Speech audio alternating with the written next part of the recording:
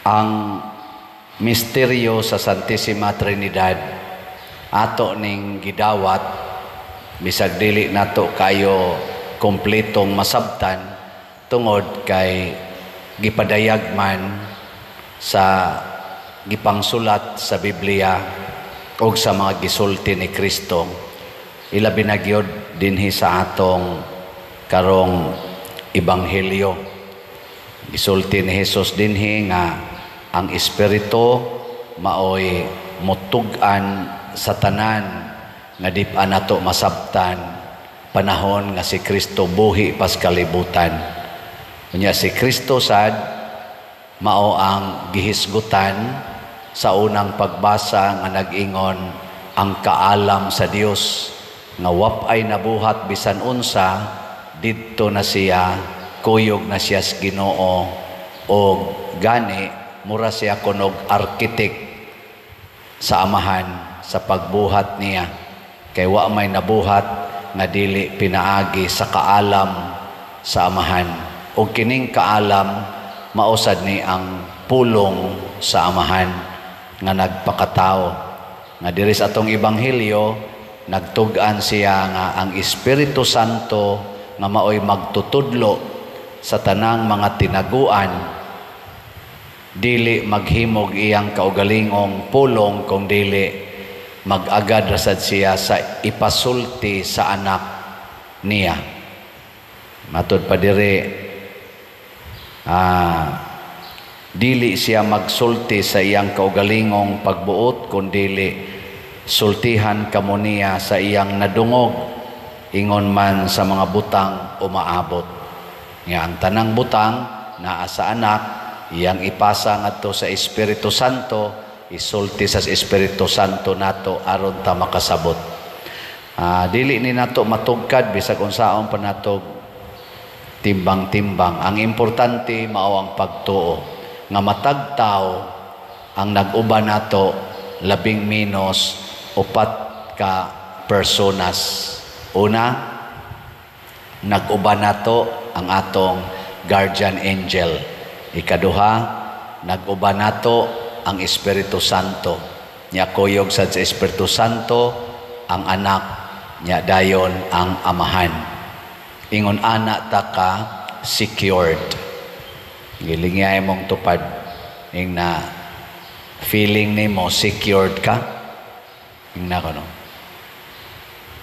Kamong mga asawa og wa diha inyong bana, feeling ninyo secured mo?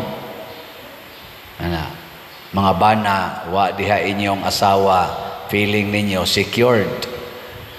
Inyong mga anak, wa diha, or mga matay ba mo mga ginikanan, unsa man, feeling ninyo, inyong mga anak, secured.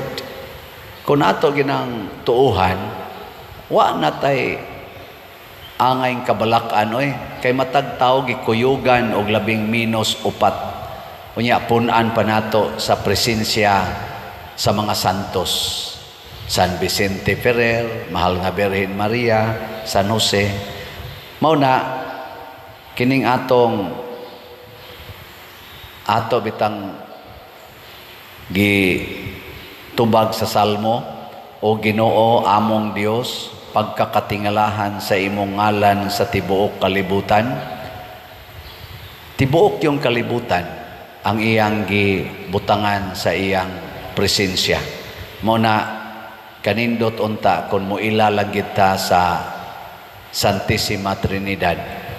O kining maong pag-ila, mahiusa ta sa Santissima Trinidad o mahimo pud tang presensya sa Dios sa kalibutan. O unsa may atong mga buhat nga angayan natong ipakita ang Santissima Trinidad.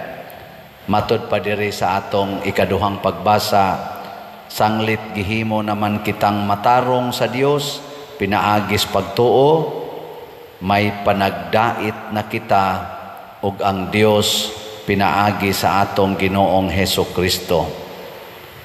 Magdait ba kanang magkahiusa?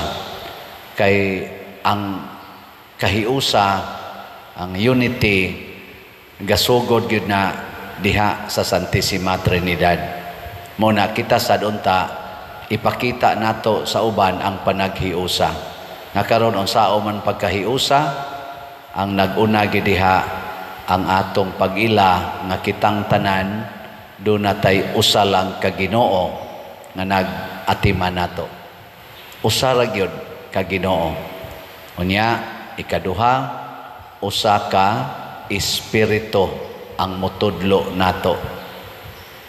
Nya dayon ang ikatulo, usa ka simbahan ang mobalaan nato.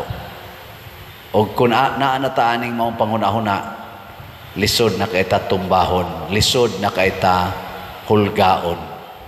Gani ang kamatayon, mao manay murag mo siparit nato gikan aning atong kalibutan, mura man tagkulbaan ana, pero lig-on ang atong pagtuo sa Santissima Trinidad. Makaingon gid ta nga ang kamatayon usa lang na sa atong paagi sa pagpakigdait sa Ginoo ug sa usag-usa. Damor nga magkahiusa na gid tas Ginoo kun mamatay na tagikan aning atong lawas. Kana kun samtang nag-travel ta dinis kalibutan, nagkahiusa. Mao bitaw karon gitawag ta og Pilgrims of Hope, ang magpapanaw sa paglaom. Ug unsa may atong paglaom nga doon perfect union with God tungod kay nahiusa ta sa Holy Trinity. Mintras tanto nga ni apatas kalibutan, unsaon nato pag-promote ang panaghiusa? Pananglitan diha sa inyong balay, puy-e ang kinabuhi sa amahan. Unsa may kinabuhi sa amahan? Ang pagka-creator. Kanabitang magpanday-panday, magtrabaho. Mao man na, creation man na, procreator man taana. Kami sa una, magpanday-panday pod mig mga tangkals manok, nana, mga payag-payag, atos uma. Labi na akong maguwang, Pedro, niya, Papa, kuha na mong pamanday. Tanawa si Jesus, sa bata pa siya, di ba, ang gibuhat ni Jose, mamanday, creator, mo create ba, mo recreate. Ingna, lingay mong tupad, ingna kanang pagkiskis kilay, creator na, ingna. Kanang pagpa-colors buhok, creation sana, ambot lang ka, pamalandungi lang. Unsa man ang creator, imong i-improve ang gihimos Ginoo. Dili nimo i-remove, imong i-improve. Nya kung kiskiso nimong kilay, unsa man na, gi-remove o gi-improve? Gi-remove. Kung imong koloran imong buhok, unsa may nahitabo sa color nga original, na-improve or na-remove? Na-remove. Kung imong ipalaygit ang imong fallopian tube, unsa may nahitabo sa imong capacity sa pag-transmit og kinabuhi, na-improve or na-remove? Na-remove. Mo na ato ng tanahon nga dili ma-remove, ma-improve. O mao na ang pagka-creator. Nya ang sunod, kaning pagka-savior. Ang kinabuhi sa anak, mao ang pagluwas. O giunsa man ta pagluwas, gigamit niya ang pasaylo o kaluoy. Ang pagpasaylo o ang pagkaluoy. Mo na magkaluoy anay ta diha sa pamilya, palambuon nato ang pagpasaylo ay luwas gyud. Nya human ipatako day kadto sa silingan, puy-an sad ang pagkamaluluyon o pagkamapasayloon, luwas pod ang silingan. Nya kaning Espiritu Santo, unsa may iyang buhat nga gitampo diha sa kahiusa, ang pagbalaan. Nya unsaon man pagbalaan, tudloan ta niya unsaon pagtuman ang sugo sa Ginoo. Teaching, pagtudlo. Mao na kanibitang pagtudlo og mga pangadjion diha sa pamilya. Ang papa giduntag ang mama mo'y unang mga katikista nga motudlo sa mga anak. Nya ang asawa sad motudlo sa bana, ang bana motudlo sa asawa bahin sa pulong sa Ginoo. Ngayon ko nabili nga imong tupad, yung na unsay gitudlo ninyo ron sa inyong anak. Basig ang inyong gitudlo, unsaon pagpasiksi-siksi, maunang butangag dayapir, o niya palakaw-lakaw, itsyub-tsyub dinhi, niya patiktok-tiktokon pa, tudluan nagpaigat-igat, gagmay pa kayo, na mayawaan kinuna, tudloi unsaon pagbalaan, unsaon pagbalaan, unsaon pagtuman ang mga sugo sa Dios. Aron matibuok ang presensya sa Holy Trinity. Iyan po nato ang atong kalibutan, ang ato nagyong mga pamilya, o ang atong mga leaders nga ila sa duntang sundon ang Holy Trinity, ang pagka-creator, ang pagka-savior, o pagka-sanctifier nga mga functions.